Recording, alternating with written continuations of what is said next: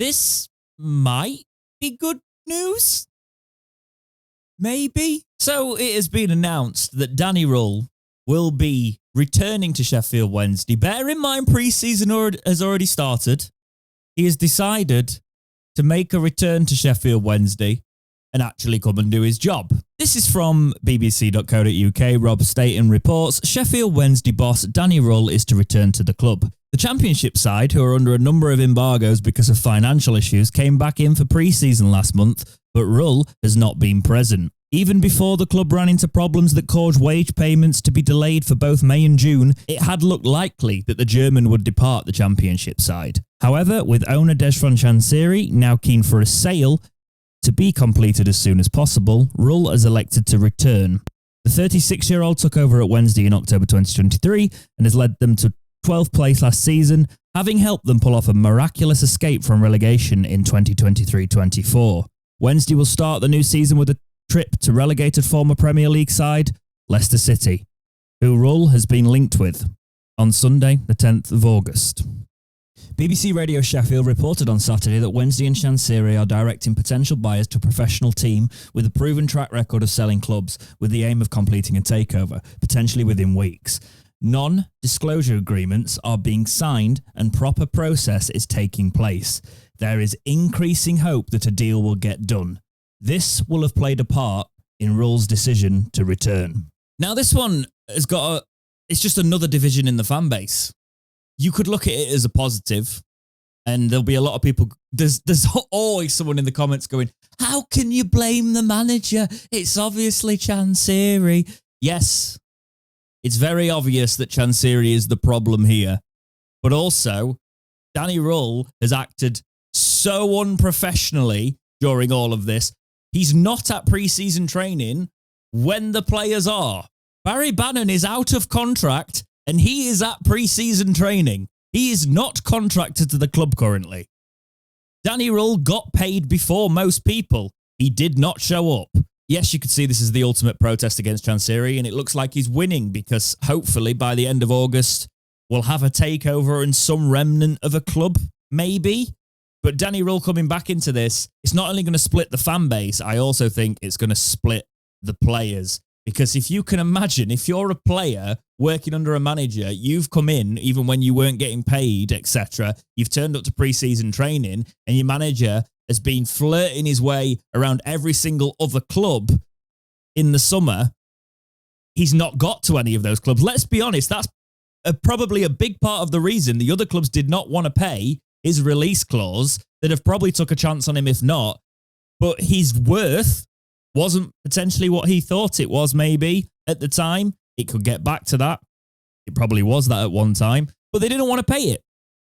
So Röhl has now got this narrative. He can come back saying, oh, well, Chansiri's on the way out. I've always planned to do this, blah, blah, blah, blah. Let's all ignore the fact that I've been flirting with all these other clubs.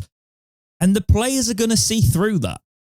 He'll have a job on his hands to get the players and half of the fan base still back on side. Now, I'm sure this comment section is going to look like many of my other comment sections when we've talked about Danny Röhl on the podcast. How can you blame him? All of that. I've heard it so many times. I don't blame him for not wanting to work with Chansiri. I've never said that. I've never thought that. I understand. What I have questioned is his professionalism during all of this. It's not been there. Our players have been professional. He didn't show up to pre-season training and spat his dummy out. It's a really bitter pill to swallow, that one, that I'm all of a sudden supposed to just forgive it all. I think it's going to cause more problems in the short term if the players decide that they're not really vibing with the Danny comeback, because let's be honest, him, the way he was, some players could have seen that as, oh, you don't believe in us then, and I'm off.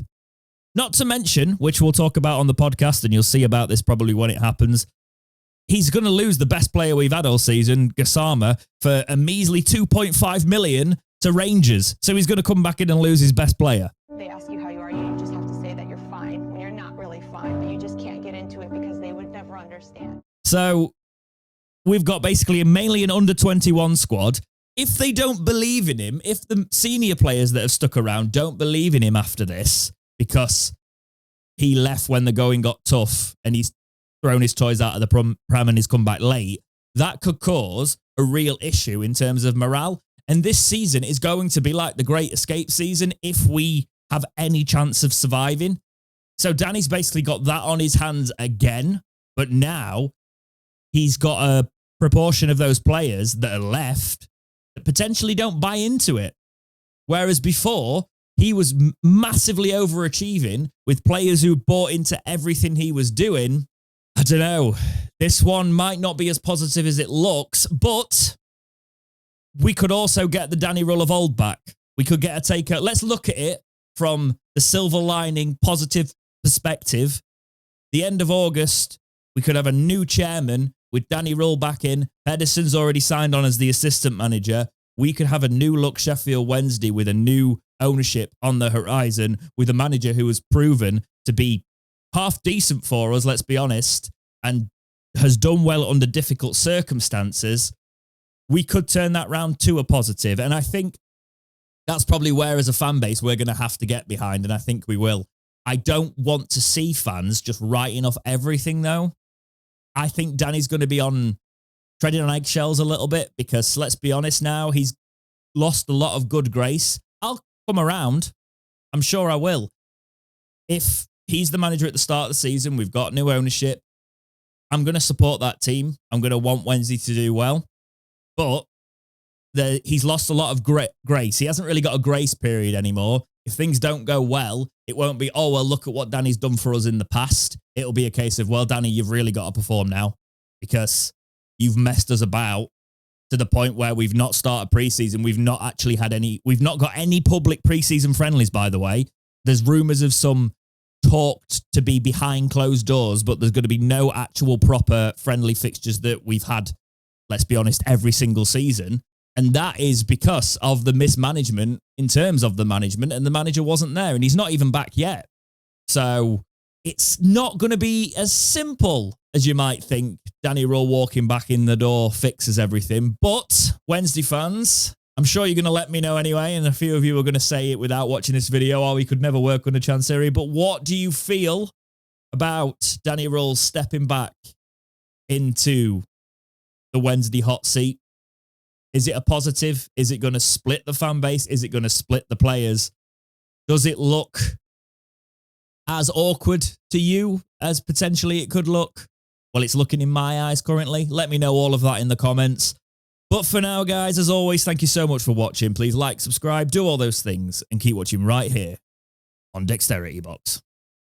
The champion shot. Blah, blah, blah. The champion shot.